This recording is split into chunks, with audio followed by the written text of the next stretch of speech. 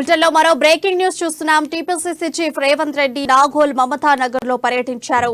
కాలనీలో అసంపూర్తిగా ఉన్న నాలా పనులను ఆయన పరిశీలించారు.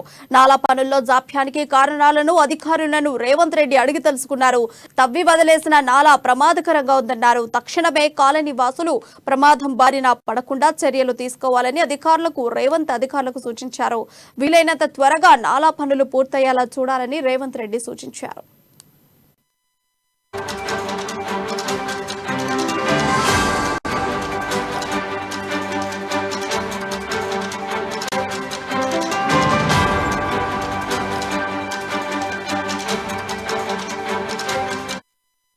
టీపీసీసీ చీఫ్ రేవంత్ రెడ్డి నాగోల్ మమతా నగర్ లో పర్యటించారు. కాలనీలో అసంపూర్తిగా ఉన్న నాలా పనులను ఆయన పరిశీలించారు.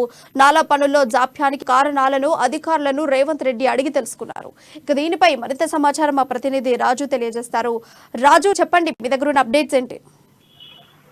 ప్రియా, టీపీసీసీ చీఫ్ రేవంత్ రెడ్డి ఈ రోజు హైదరాబాద్ లోని ఉప్పల్, ఎల్బీ నగర్ నియోజకవర్గాల్లో వరద ప్రభావిత ప్రాంతాల్లో పర్యటించడం జరిగింది. ఈ సందర్భంగా ఆయనకు ప్రజల వద్ద నుండి చాలా వరకు విజ్ఞప్తులు, ప్రజల యొక్క బాధలు కూడా ఆయన తెలుసుకోవడం జరిగింది.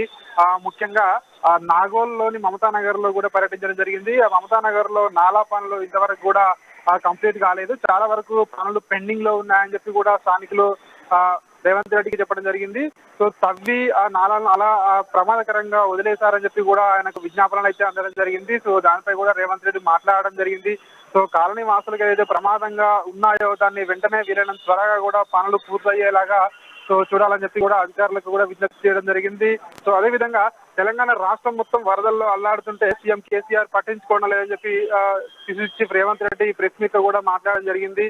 సో అంతేకాకుండా పార్టీ ఫిరాయింపులపై కేసీఆర్ కు ఉన్న శ్రద్ధ ప్రజల ప్రాణాలపై లేదని విమర్శించడం జరిగింది. వరదలపై సమీక్షలు చేయకుండా రాజకీయాలపై దృష్టి పెట్టారని చెప్పి కూడా దేవా చేయడం జరిగింది. దాదాపు వరదలతో 30 మంది చనిపోయినా కూడా కేసీఆర్ ఇంతవరకు కూడా పరామర్శించడానికి వెళ్ళడం లేదని చెప్పి కూడా విమర్శించడం జరిగింది. అదేవిధంగా హైకోర్టు అక్షింతలు వేసిన ఏదైతే వరద బాధితుల ఆర్తనాదాలు ప్రభుత్వానికి వినిపించడం లేదా, హైకోర్టు కూడా ఇప్పటికే అక్షింతలు వేసింది. మీరు వరద ప్రభావిత ప్రాంతాలకు ఏ సహాయం చేశారు, ఎవరికైనా సహాయం చేశారని చెప్పి హైకోర్టు కూడా సో ప్రభుత్వానికి ముటికాలు వేసిన నేపథ్యంలో సో దాన్ని కూడా రేవంత్ రెడ్డి విమర్శించడం జరిగింది. సోమవారంలోగా ఎలివేటెడ్ కారిడార్ లో ఉన్న పనులు ఏవైతే ఉన్నాయో సో వాటిలో కదలిక కూడా రావాలని చెప్పి సో ఈ సందర్భంగా రేవంత్ రెడ్డి ప్రభుత్వాన్ని అయితే డిమాండ్ చేయడం జరిగింది. అదేవిధంగా రాష్ట్రంలో ఇంత వరద నష్టం వల్ల నష్టం జరిగితే బీజేపీ నేతలు కూడా సో కేంద్ర ప్రభుత్వాన్ని డిమాండ్ చేయకుండా రాష్ట్రంలో రాజకీయాలు చేస్తున్నారని చెప్పి విమర్శించడం జరిగింది. కిషన్ రెడ్డి బాధ్యత తీసుకొని దాదాపు 1000 కోట్ల వరకు కేంద్ర ప్రభుత్వం నుంచి నిధులు తీసుకురావాలి రాష్ట్రానికి అని చెప్పి కూడా రేవంత్ రెడ్డి ఈ సందర్భంగా బీజేపీ నాయకులకు కూడా సూచించడం జరిగింది. అదేవిధంగా దాదాపు రాష్ట్రంలో 10 లక్షల ఎకరాల మేర పంట నష్టం జరిగిందని చెప్పి కూడా రేవంత్ రెడ్డి ప్రభుత్వంపై తీవ్రంగా విరుచుకుపడ్డారు.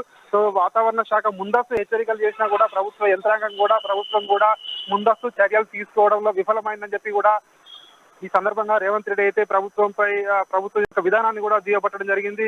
సో అదేవిధంగా ఇటు బీజేపీ ఇటు బీఆర్ఎస్ రెండు కూడా సో రాజకీయాలకే పరిమితమయ్యాయి కానీ క్షేత్రస్థాయిలో ప్రజా సమస్యలు తెలుసుకోవడంలో కానీ కేంద్ర రాష్ట్ర ప్రభుత్వాలు కానీ విఫలమయ్యాయని చెప్పి కూడా రేవంత్ రెడ్డి ఈ సందర్భంగా విమర్శించడం జరిగింది. అదేవిధంగా వాతావరణ శాఖ హెచ్చరికలు పట్టించుకోవడం లేదు. ఇటు 1000 కోట్లు తక్షణ సహాయం కింద కేంద్ర ప్రభుత్వం నుంచి తీసుకురావాల్సిన బాధ్యత సో బీజేపీ నేతలపై ఉంది. అదేవిధంగా సీఎం కేసీఆర్ ఎందుకు కేంద్ర ప్రభుత్వానికి ఒక ఉత్తరం కూడా రాయడం లేదు, కనీసం సహాయం చేయాలి రాష్ట్రానికి అని చెప్పి కూడా ఈ సందర్భంగా రేవంత్ రెడ్డి అయితే విమర్శించే పరిస్థితి ఉంది. Priya, thank you Raju for updates.